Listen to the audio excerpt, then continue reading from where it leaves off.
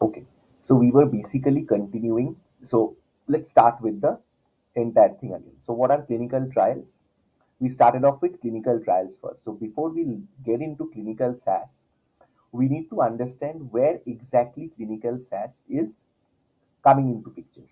So, there is an entire clinical trial process that happens with a drug or a medical device before it is commercialized or marketed. And this entire clinical trial process falls under the life science domain or the life science R&D section. Life science itself has different sections like research and development, commercial strategy, supply chain, manufacturing. Within the R&D research and development field, this entire clinical trial space comes into picture.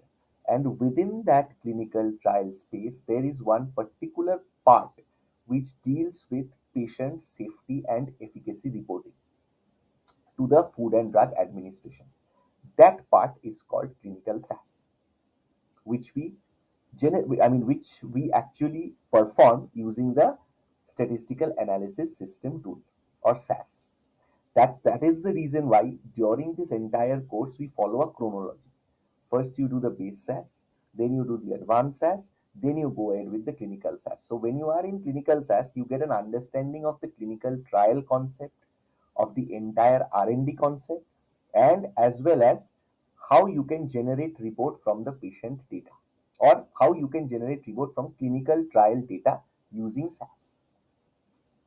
Okay, because maximum pharmaceutical companies or contract research organization prefers their reports or clinical trial reports to be submitted, to be submitted,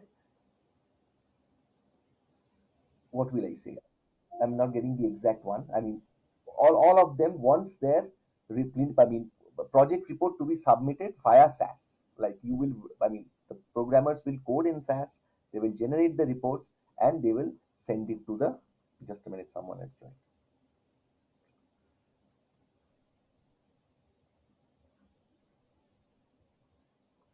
Fine.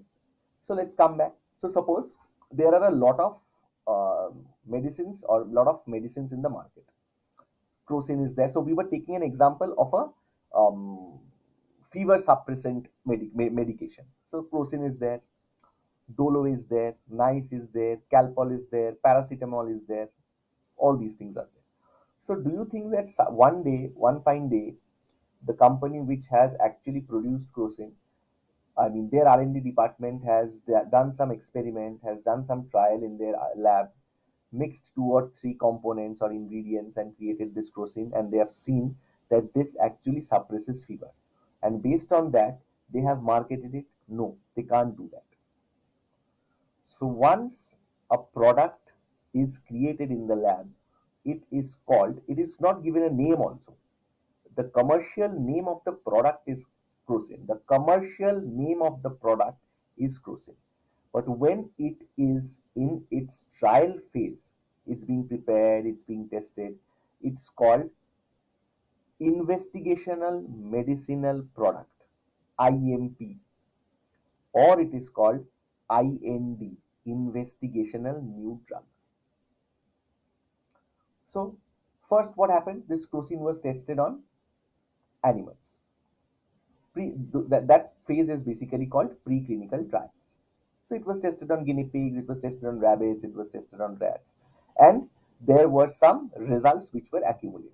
What is the safety of this? Are the pigs after taking this, are they safe? Is there any toxicity associated with the medicine? Are the rats dying? At all is in any way at all this crocin is working on the rats?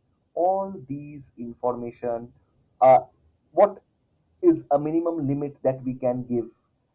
If we increase the limit, is there any effect? All these information, the organization which is called the sponsor means the organization which is sponsoring the clinical trial, those are called sponsors. So they test everything. After they test on these rats and rabbits and these guinea pigs, that's called a preclinical trial. They get the reports.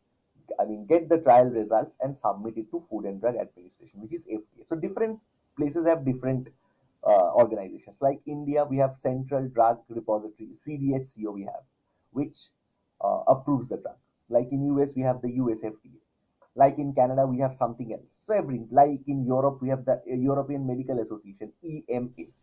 So these are the regulatory bodies which are sitting there in different continents, and they read through these reports, go through these reports. They have an expert panel, an expert committee, and they go through these reports, analyze them, summarize them, discuss among themselves, and they give a go ahead to the organization that yes, this drug can go ahead and be tested on humans. Now, when they are getting tested on humans, they follow certain phases. We will come to that. But when we are doing a clinical trial, so crocin is a new drug. Now, suppose crocin is already there in the market. Now, an organization has found out that okay, there is only one drug crocin which is there, and that is having a monopoly. So anyone who gets fever or anyone who gets pain takes those medicines, crocin. There is no other alternative. So crocin has a monopoly market. So let's break that. Let us bring in into the market another similar drug, and let's try to find out if that drug can be anyways better than crocin. Now, the organization started to create the new drug, investigational new drug as Calpol. Okay. So they go through again this clinical trial and everything, and they market this Calpol. So whenever Calpol comes in market, the monopoly of crocin gets diminished. So it is not always the case. It is not always the case that a drug which is coming first time in the market has to go through a clinical trial. Even if there is a similar drug that you want to establish in the market, that also has to go through a clinical trial. So suppose why has Calpol been introduced? It might be to break the monopoly. It might be that crocin has some little bit of side effects which Calpol doesn't. So Calpol is a little bit improved version of crocin. Crocin has suppose 80% efficacy. Calpol has suppose 85% efficacy and with lesser side effects. Next, which comes in the market is suppose paracetamol or Dolo, which everyone has taken during the COVID-19 pandemic. Dolo was hot in the market. Everyone was searching for Dolo. So that again, another company researches on this. Researches on a new drug which will have good effects or less harmful effects on human and be a good product to lessen fever or diminish the fever if they take it. They come with another medicine called Dolo. What happens in that? Suppose Dolo has 90% efficacy. Suppose if you take crocin, your fever was getting normal after 6 hours. You take Calpol, your fever was getting normal after 5 hours. Now you take Dolo, your fever gets okay, you get cured of your fever, your temperature drops within 3 hours. Efficacy, suppose it's better in Dolo, 96%. But suppose there is one or two side effects which are there. But going by the rate at which it lessens the fever and there are no side effects, lessens the fever and there is going by the efficacy, FDA has approved the drug. Voice is too low. It's still low now. Is it okay now? Hello. Okay, okay. Right now, Vaishnavi, it's okay. Right now, it's okay. I am absolutely close to the mic. Is it okay? Vaishnavi is okay because she was having a problem. It's still low. No problem. But your voice is coming perfectly for me. It's perfectly fine. Hmm. Acha. So what happens? What happens in that case? Where was I? Ha. So FDA looked into Dolo and found out that okay, this has a good efficacy as compared to crocin and Calpol. It has a good success rate that it diminishes fever in lesser time than compared to crocin and Calpol, but it has some side effects. So they take that side effect into less consideration. That also happens at some time. If that was not taken into consideration, then a person with cancer right now, what happens is that cancer has a lot of side effects. If FDA would say that if there are any side effects, we won't allow the drug in the market, then every people would have died of cancer. It's a added, it's an added disadvantage that you have to bear sometimes. Your cancer will get removed with chemotherapy, but your hair will fall, your body will break, your jaws will get break I mean your jaws will get broken, your hair will fall, you get weak. So that's a negative disadvantage. This has to come because there is no other option which is there. So more and more research is going on.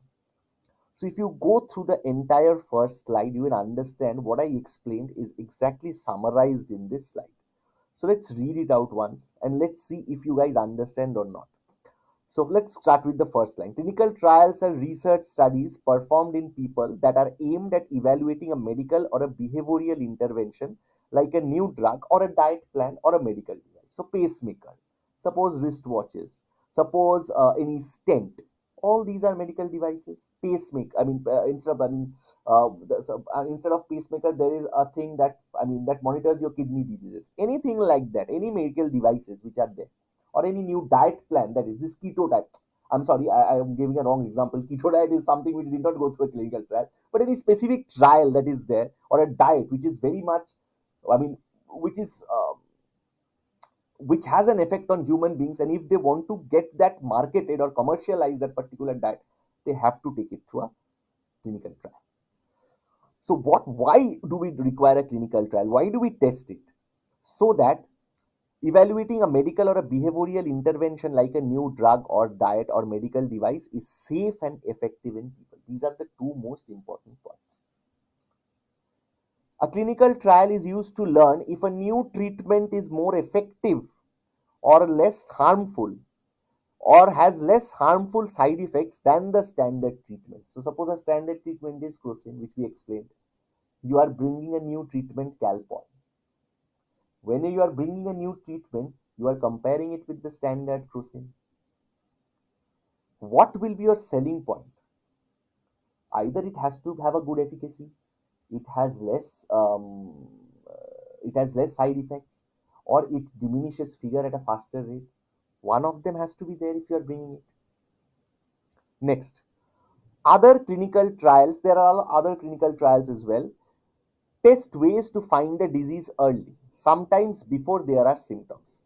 Still, others test ways to prevent a health problem. So, there are also situations where new AI ML technologies are getting upgraded and they are predicting from people looking at their condition whether they are at a risk of heart attack, whether they are at a risk of kidney disease, whether they are at a risk of liver function, whether they are at a risk of blindness, whether they are at a risk of paralysis. All these things can be tested with AI and ML. So when you create such a predictive modeling product or ML product, which will be utilized or which will be attached with a human body or which will scan or screen a human body to get the results, that has to go through a clinical trial. Next, a clinical trial may also look at how to make people life better with a life-threatening disease or a chronic health problem, correct? Chemotherapy, radiotherapy, what are those? Those are also concepts of clinical trial. They have to go through people. So actually what happens, an organization looks for people who are suffering from a disease for a long time. Suppose diabetes. Why clinical trials of diabetes are still going on? Because people have diabetes. New ways are trying to, because it's a chronic health disease. Heart disease is a chronic health disease. Kidney disease is a chronic health disease. So all these filtration, dialysis has gone through clinical trial processes after they have been implemented. So it's just not looking into one disease. It looks into a group of disease which has been prevalent for a long time. If a new product is coming into the market, that also has to go through a clinical trial. If there is a medical device that has to be implanted within a human body, or you have to wear it outside a human body which will check your heart rate, pulse, everything, that also has to go through a clinical trial. If there is a diet plan, that also has to go through a clinical trial. And if there is only one drug and you want to make a complementary a complement drug for it, which complements the drug and has a better efficacy or safety rate, then that also has to go through a clinical trial. So, what are some of the other aspects that the clinical trial looks into? safety of the new drug, defining a dose administration, what is the dose that we would be giving. So based on the preclinical trial, suppose FDA said that okay, 1 mg of this drug, let's try it on humans. You cannot directly give, like how after a lot and lot of experiment and research, it has been finalized that for a normal human being, 650 mg of calpol is necessary. So when the trial started, it was not directly 650. Probably it was less. Slowly the dose was increased and checked. Again, the dose was a little bit more increased and checked. And at one point of time, it was decided that if an individual having fever of this height and this weight and this morphology can have a 650 mg calpol, and he can be at peace and his fever will go away. But if the weight of the person is more than 80, then 650 will not work. In that case, if a person is has a weight of 80 kilos and has a height of 6 feet, then 750 mg is required. So a lot of, what will I say, trial and error and research and development of all these and screening people, constantly playing around and constantly measuring these um, amounts of doses have been done before a final dose was established based on height and weight. So defining a dose administration, testing the drug formulation, whether the drug which has been formulated, it might be good for you, it might be bad for me, because we are morphologically different. Some people have allergy to crabs, some people have allergy to onion, some people have allergy to brinjal. How come? Different morphology, different structures. So they will be tests. They will also be checking whether this drug formulation is more or less correctly fitting in every morphological people or not. If not, let's change the formulation. Let's add something to it. Let's tweak let's do some tweak in the composition of the ingredients and check. Those are also done. And last is exploring combination therapies. So 50 mg of calpol with 20 mg of something else, how they are reacting. So whenever we have medicine, whenever we have antibiotic, doctor prescribes as a vitamin because they have found out that there are some good vitamins in our body which are killed if we take an antibiotic. So to counter that, there is a vitamin that is given to supplement the reduced vitamin or the supplement the vitamins that are killed, the good vitamins in our body that are killed. So that also has taken some time to find out for the people and for the trial people, for the clinical studies and for the organizations, that this happens. So with this antibiotic, this is a combination therapy that works. This is not exactly a combination therapy, I would say. Like in chemotherapy, you take chemo and along with it you take a drug. So that's a combination. Chemo along with the drug helps you to kill maximum of the diseases or suppresses the diseases. So these are the combination concepts. Now we come to the phases of clinical trials. Preclinical, we have discussed. It basically it basically tested on animal studies. So they become the victim, obviously, because they are the downtrodden. I would say, the downtrodden section of our society. So obviously, it becomes they get tested on rats and guinea pigs and all those things to basically find what is the exact dosage that they can handle. What are the probable adverse event that can happen.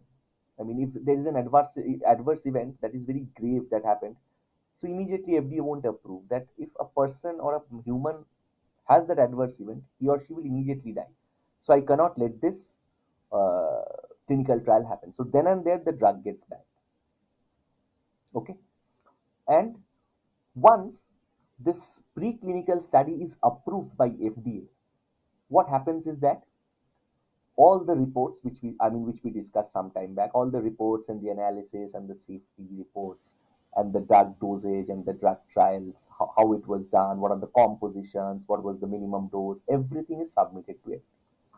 So FDA takes a month's time, goes through everything from the reports and how the process was created and what are the subjects involved and everything, and they give a go ahead that okay, go ahead, test your patients in the test, go ahead, start a clinical trial, I am giving you a go ahead, I mean giving you approval that you can start this start clinical trial in human subjects for this investigational medicinal product or investigational new drug. Do not say at that point of time it's crocin or calpol. That's a commercial. First, it's in its nascent stage. We are checking the drug, which is built of some components or some ingredients in an R&D lab of an organization who are conducting the clinical trial. There are four phases of a clinical trial. What are the four phases? We will go into it. But first, let's check the approximate participants who are involved in these clinical trials. For phase 1 clinical trial, there are a lesser number of participants, 40 to 90. In the phase 2 of the clinical trial, phase 1 means there is one phase in which one phase of the clinical trial is there in which what happens? 40 to 90 patients are treated and their reports are taken.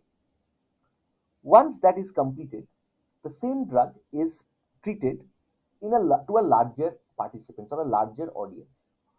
The person or the people who come and get themselves enrolled in a clinical trial are either called subjects or called participants, or you can call them patients as well. So when the phase 2 trial and phase 2 happens for a clinical trial, they include around 200 to 400 patients. Next comes the phase 3, which includes a more than a larger audience, which involves around 1500 to 2500 patients. Because if you're just testing your drug on 20 patients, 30 patients, you cannot estimating exactly what is happening. So slowly, you have to increase your number so that you can get an idea of what a bigger sample of the entire population is reacting to this drug. So you have to get that. So once phase 3 study completes and you submit the results to FDA, after phase 3, the result submission comes to FDA, comes in front of FDA. What actually FDA confirms? It looks into majorly the safety and the effectiveness. So you must have heard of a lot of efficacy term when this COVID happened. So this Pfizer vaccine is 95% efficacy, has 95% efficacy. This has 94% efficacy. So how efficacy is how effectively your drug is working on a human being, how quickly you are healing with less side effects, how less pain you are having when you are healing, and how quickly you are getting healed. So this is basically the effectiveness of a drug. And safety is how safe are you? Do you have any adverse events? No. Are you safe after taking the drug? Is there anything serious situation that has happened to you? So both these things are very important to look into. Suppose you are taking a drug and you are dying and you are having a serious adverse event. There's no point of marketing that drug in the society, because that's not a boon, that's a curse. So once FDA reviews and gives you an approval, then comes the phase 4 study. Phase 4 is the drug has been marketed, it's commercialized, it's in the market. Still, after that, there is a constant monitoring of how the drug is acting on the patients. This part is called pharmacovigilance. What exactly happens? You might have remembered that there are a lot of Johnson and Johnson baby powder, lot of drugs which have been banned after they have got released into the market and they've been taken out of the market. Why? Because in phase 3 study you are testing it on 1500, 2000, 5000 people. When it's marketed, the drug is being taken by crores of people. So the sample size becomes immense, the entire population. That point of time, suppose there are some adverse events which come up which you have not been able to caught during your clinical trial phases. Might happen. Suppose 1500 people has taken the same drug in phase 3, none of them had hemorrhage. But whenever you have commercialized the product, they are taking the drug, and people started taking the drug, and they are one by one getting brain hemorrhage or some kind of a hemorrhage, blood clot. Then what? It's not your fault. When a larger population takes it, probably there was an effect which was not identified during this clinical trial. But in phase 4, it is identified. Immediately, the production of the drug is stopped. You have to check the drug, because you cannot just directly ban it and take it out from the market, because crores and crores of rupees are spent in manufacturing the drug, creating the drug, I mean, conducting the phases of a clinical trial.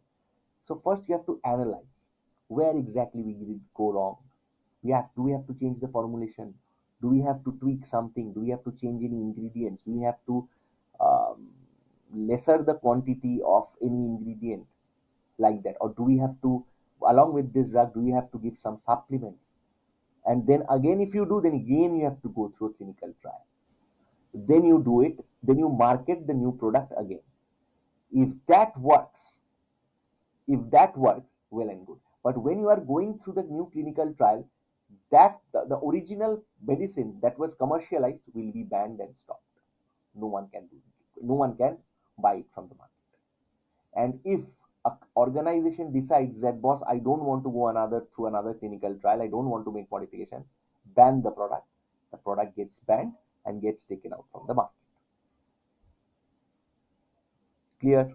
Comes the phases of the clinical trial. I have explained by writing the steps one by one, so it becomes steps. So we have not got into the technical part at all. Let's understand it. Let's take 2 classes, understand the concept.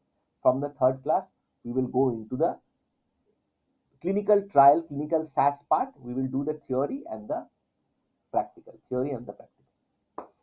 So preclinical phase, just read it once. Let's go through it. Trials conducted on animals. check if check if and how new drug will work. Main goal is to determine a product's ultimate safety profile. Perfect. Products may include new medical devices, drugs, or gene therapy solutions. So first, in the preclinical phase, we are checking all these things.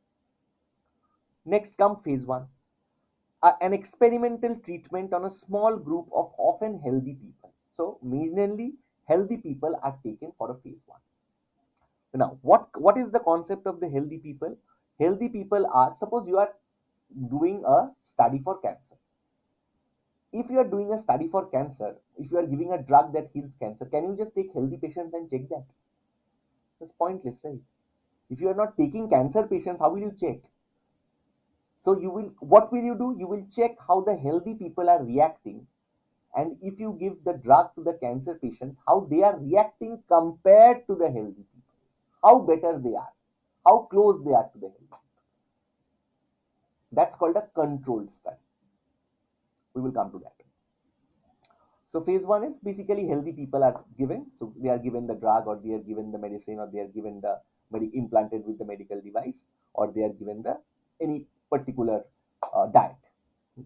So an experimental treatment on a small group of often healthy people.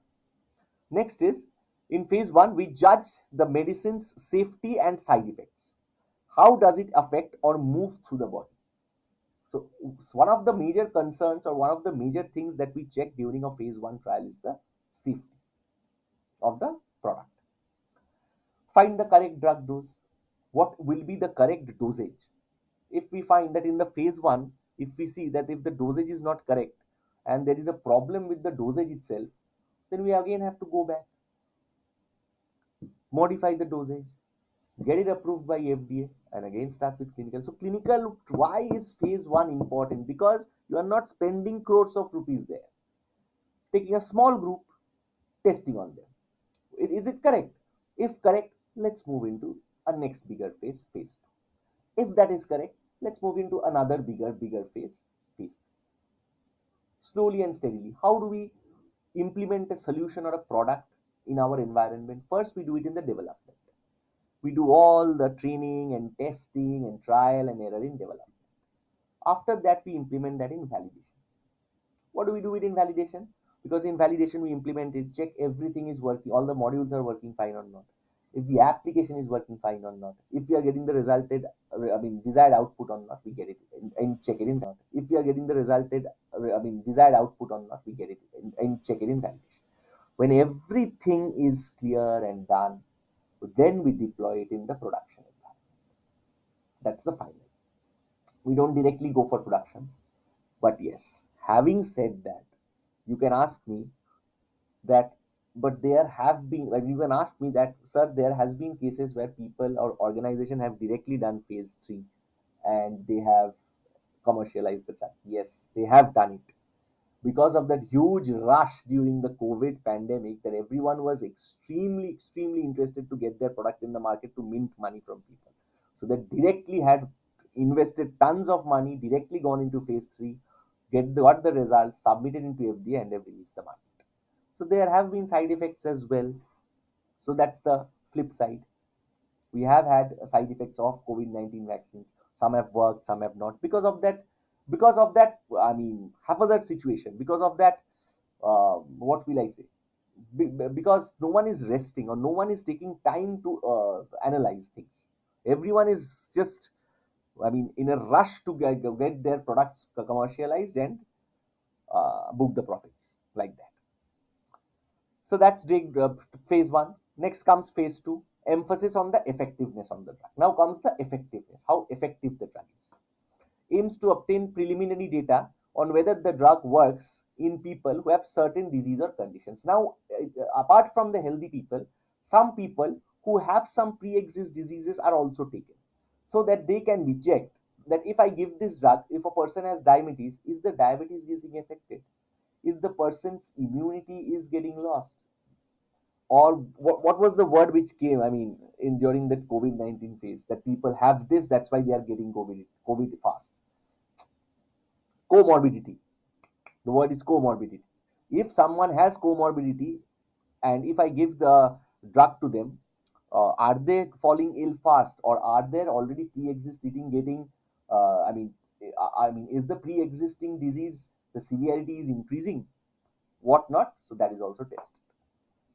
Also continue to study safety, including short-term side effects. So in phase 2 also, study safety and side effects are studies.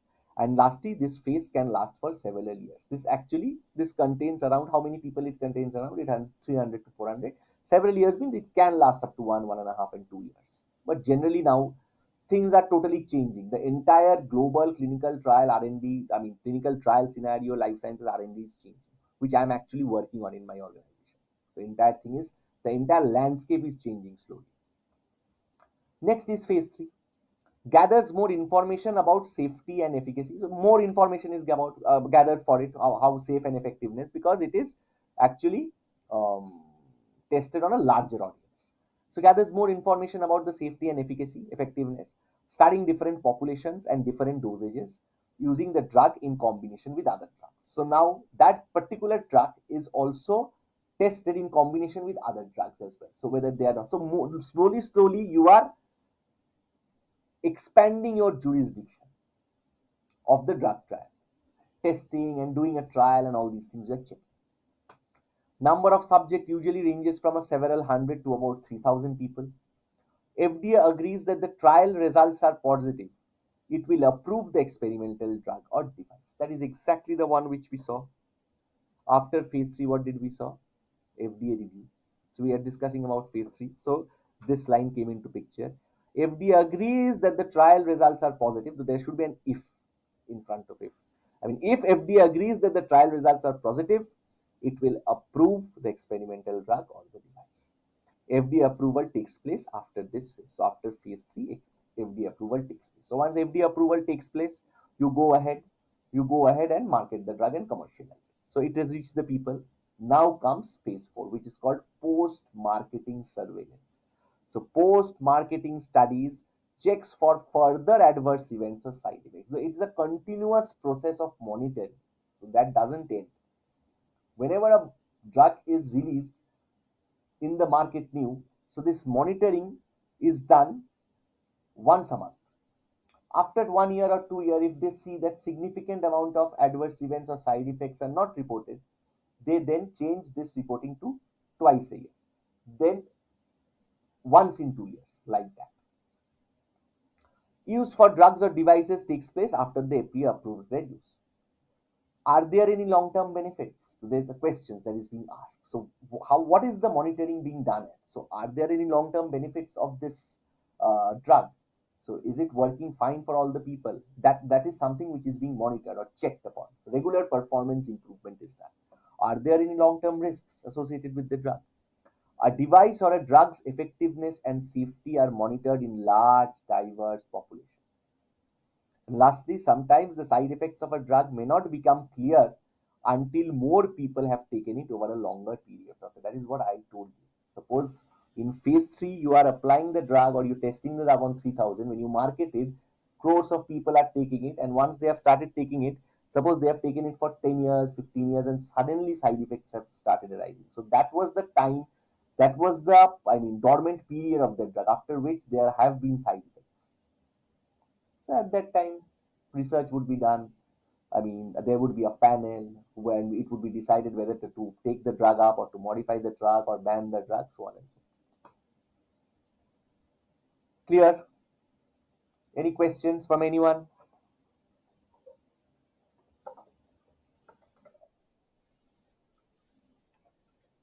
Stop me if you have it.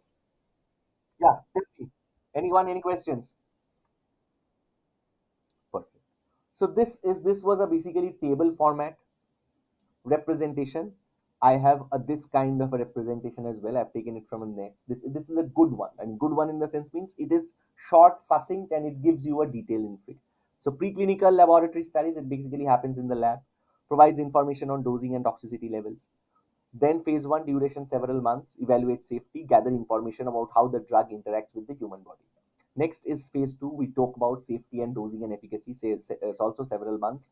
Further evaluate safety, monitor side effects, check which dose works best, and checks the effectiveness, which is the efficacy. Phase 3 is safety and efficacy. Duration several years, confirm effectiveness, monitor safety.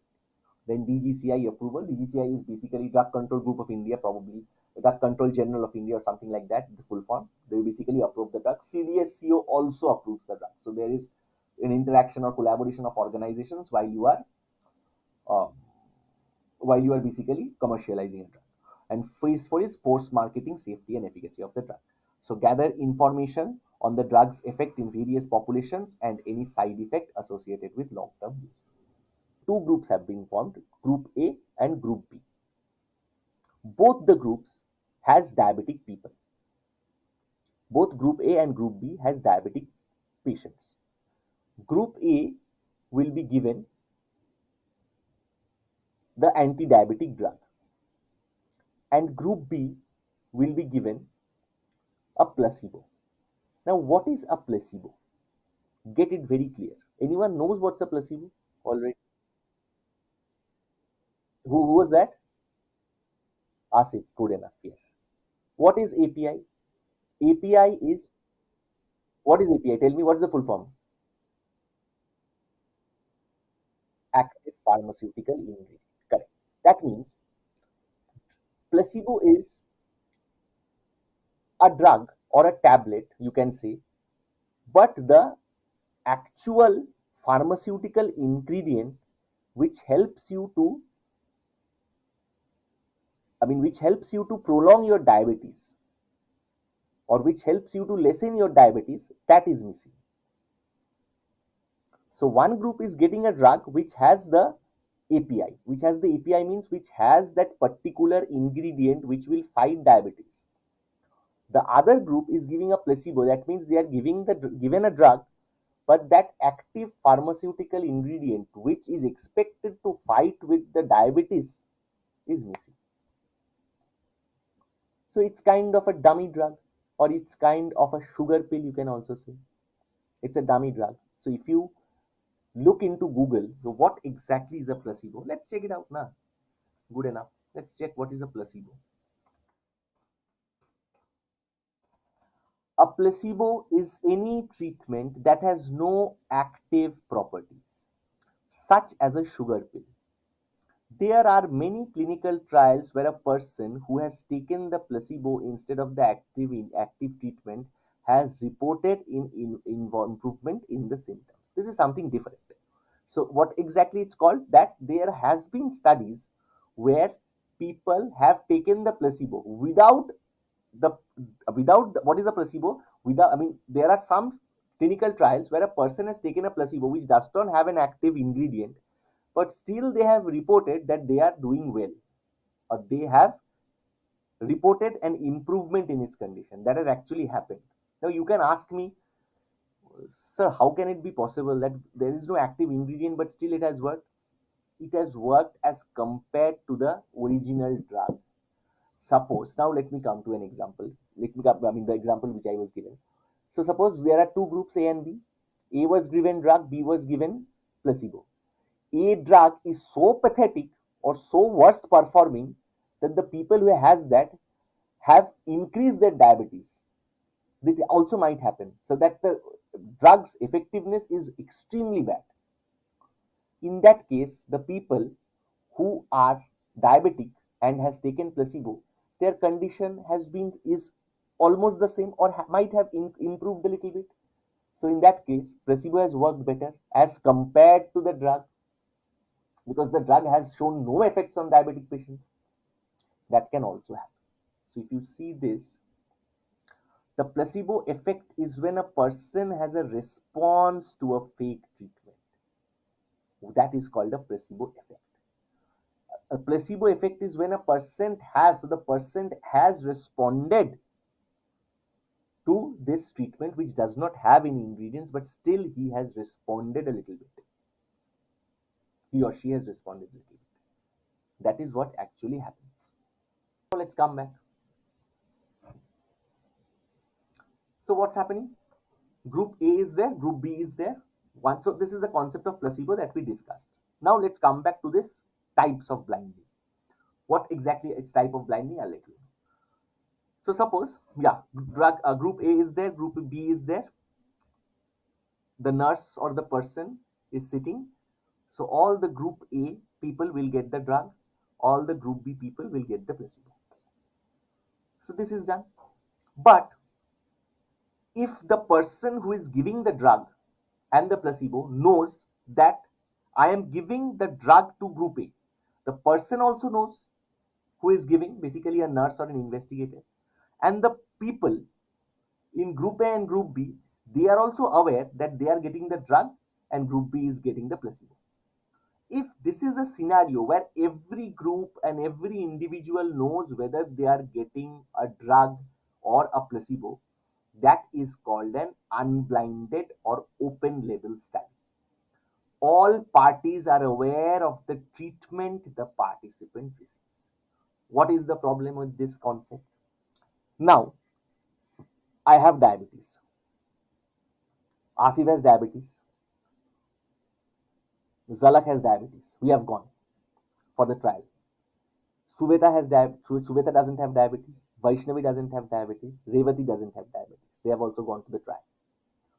Now we have found out that we are in group B, the person we have diabetes, and they are in group A. So they are given the drug. It has been it's type of a lottery system. So it was it was decided that group A, who has diabetes, actually, group A will have the drug and group B will have the placebo. Now in group B, all the diabetic patients are there. So we will say that no, because it's unblinded, we know we will be given a placebo. We will revolt, we will say no, we are having a diabetes and we are getting the placebo and we will be there in the trial for the next 4 months, and they don't have a diabetes, or they have very minor diabetes. Sorry, very sorry, I'm extremely sorry.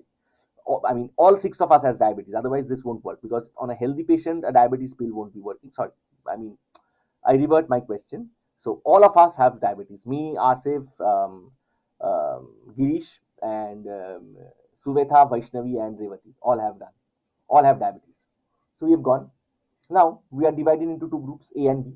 So A group, suppose we are there, who have diabetes, and B also have diabetes. So A, we have come to know that we are getting placebo and they are getting diabetes. So we have at the back of our mind, we will know that, boss, this is a study for diabetes. They are getting the treatment, they'll get cured, whereas we are getting the placebo, we won't get cured, and their improvement will be compared against others. So isn't that injustice? We will not take it. That is the problem that occurs. A uniform, unbiased clinical trial does not happen. What is the other way?